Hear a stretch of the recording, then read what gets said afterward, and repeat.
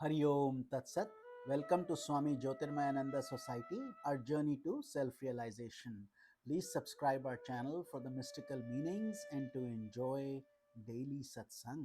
We are currently exploring a profound book, Yoga Essays for Self Improvement, authored by Swami Jyotiirmayananda Maharaj, narrated by myself, Swami Nikhilananda. In today's satsang, we will discuss the practice of equal vision, equanimity, which is a very important topic for most of us. Equal vision is a divine quality that emanates as fragrance from the bloom of self realization. It is the vision of oneness towards all names and forms. So it's a very elevated state and it takes time to get to that point, but it is welcome and a very wonderful experience. Much as when you see the sun reflected in the muddy water, in placid brooks, in silvery streams, or in stagnant pools, you recognize its effulgent nature and are aware of the fact that it is never affected by the different mediums of reflection. The sun is the same, although it may look dirty in a dirty pot or in a dark pond with lots of mud. But the sun is ever the same, no change to it. So, this is where we have to understand the subtleties of the self and the multiplicity that we deal with. So, too, when you develop intuitive vision, you discover the fact that the same self shines through different minds in diverse individuals as well as in numerous objects of the world. Though outwardly individual beings are in different stages of evolution, yet it is the self that gives meaning and significance to their outward names and forms. It is because of the self that they can eat, walk, talk, sleep. Whatever that happens is happening through that inner energy that you may call consciousness, you may call it the soul, etc. The same self is the reality behind all the objects of the world. The same self that's in you is also in your enemy. And when a person is able to behold the self by negating the outward differences, he is in the possession of equal vision. Whereas you understand it's the same sun, although the reflections may vary. A yogi, therefore, sees the self in the sinner as well as in the saint, in the riches as well as in the poverty, in the learned as well as illiterate, in the dull witted as well as the wise. So he doesn't judge anybody because he understands underlying it is the same self. A sinner is a saint in the making, for through spiritual evolution, he is bound to become a saint in the future. Every saint, on the other hand, has been a sinner in the past, in many of his past embodiments. Therefore, a practitioner of equal vision does not ignore the essential divinity in human beings. It is a progressive movement. We all are going upwards in a spiral, and sometimes we also fall down. So this is a journey that we are on. A beginner on the yogic path is often confused regarding the grand virtue. He is unable to reconcile this great ideal of equality with the practical differences in everyday life. However, when he gains an insight into this grand ideal, he becomes aware of the fact that inward recognition of equality does not interfere with the practical need of recognizing differences in daily life. So, this is an evolutionary process to properly understand it, not just be thinking of it literally. Practical things will still be practical. You still will need to follow the laws of the land, laws of the nature, etc. But inwardly, your state is different. You understand there is the same energy radiating in all. although you will have to react according to the present circumstances. A parable is told to illustrate this point. An aspirant listened to the teachings of his guru and was specially impressed with the great ideal of equal vision. He decided to practice it in his daily life. So, mentally, he began to adore every human being, creature, and object that he met. One day, filled with this divine mood, he was walking along a path when he suddenly saw an elephant coming towards him. Although the man riding the elephant shouted at him to get out of the way, the aspirant decided to welcome the elephant with open arms.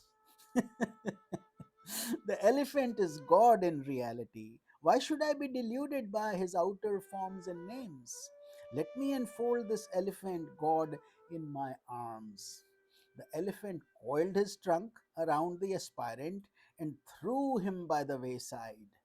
Injured and afflicted, he went to his guru complaining, "O teacher, I have been practicing equal vision, but I received these injuries because of it. Your teaching of equal vision must be faulty." That's typically what happens with new aspirants. Always think it's the guru's fault. They did something wrong. Why? The Guru replied, "O disciple, was it that you were too eager to see God in the elephant that you ignored the warning of the elephant owner who was asking him to move aside? Did I not say to you that God dwells equally in all? Why then should you practice the recognition of God only in the elephant and ignore the owner? There is God in both of them. If you had listened to him, you would not have come to this miserable predicament." So, common sense has to be used by enlightened and unenlightened equally. Otherwise, the practical laws of nature will take over. The moral of the story is that while accepting the differences in practical life, still you must recognize the equality of the spirit that abides in all. Practice of outward equality is impossible, and any effort to achieve it will not succeed. It will only lead to chaos. As the nature works in its own way, there is a deep intelligence operating it. Why should you group together blooming flowers with their unique fragrance and rotting and decaying matter with its distinguishing stench? And yet, by chemical analysis, the fragrant material may be of the same composition as the rotting objects. That's what makes manure, isn't it? Just rotting fruits, vegetables, and manure. And then out come beautiful, fragrant flowers, fruits. Therefore, recognize the practical differences between objects of the world, while with a profounder vision, neither become too attached by blooming flowers nor develop abnormal resentment towards rotting material. Both are needed. You need the manure for the flowers to grow. You should be able to see the workings of the divine hand behind adversity as well as prosperity. Though adversity is apparently bitter and dislikable, behind its hideous mask shines the gentle countenance of the Divine Mother.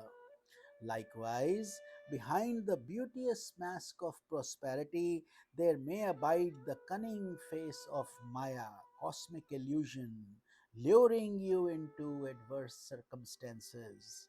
Therefore, a wise aspirant is not duped by outer appearances, and in the higher flights of spiritual vision, he sees nothing but the divine hand operating both prosperity and adversity.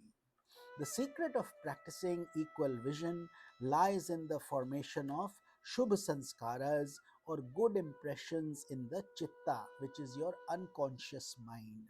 When you allow the positive impressions of meditation, reflection, spiritual inquiry, and goodness to develop in your unconscious, you bring about a total change in your personality.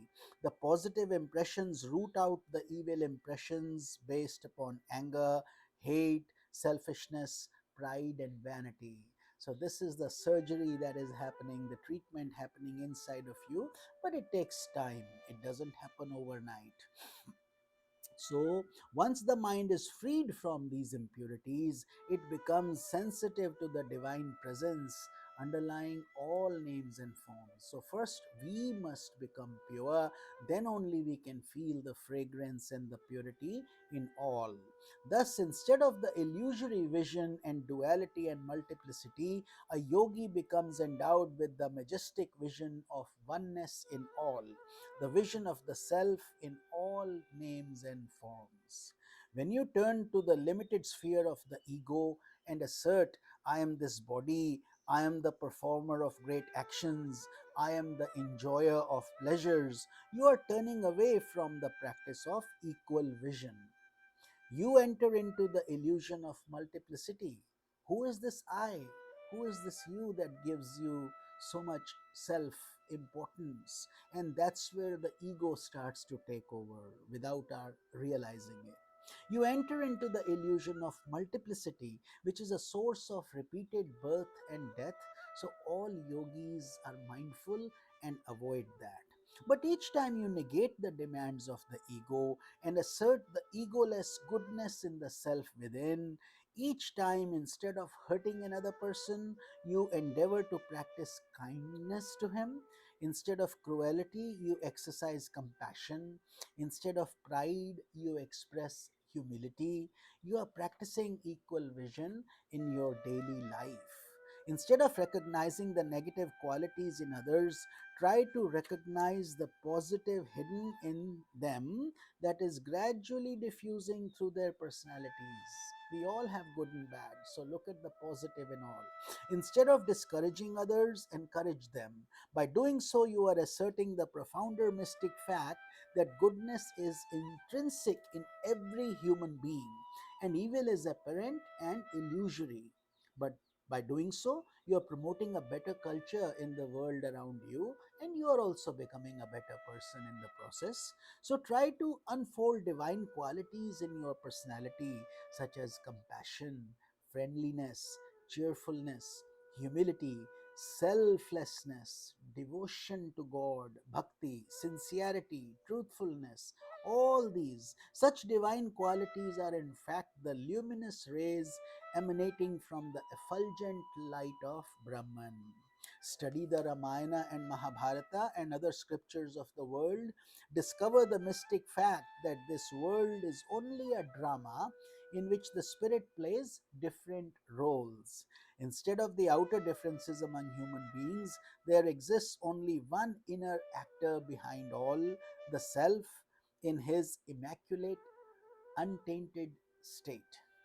Do not be deluded by the world of multiplicity. Move on to the glorious realization of perceiving the self in all, and thus be established in the lofty state of equal vision. The Maya that has created differences in this world cannot delude your purified mind. Thus, the importance of purification. You have torn the veil of ignorance, you have overcome Maya. May you enjoy the boundless bliss of equal vision. So, with this, we conclude our satsang for today. I will see you in tomorrow's satsanga, where we will pick up the chapter Mysterious Are the Ways of Action. Hari Om Tat Sat.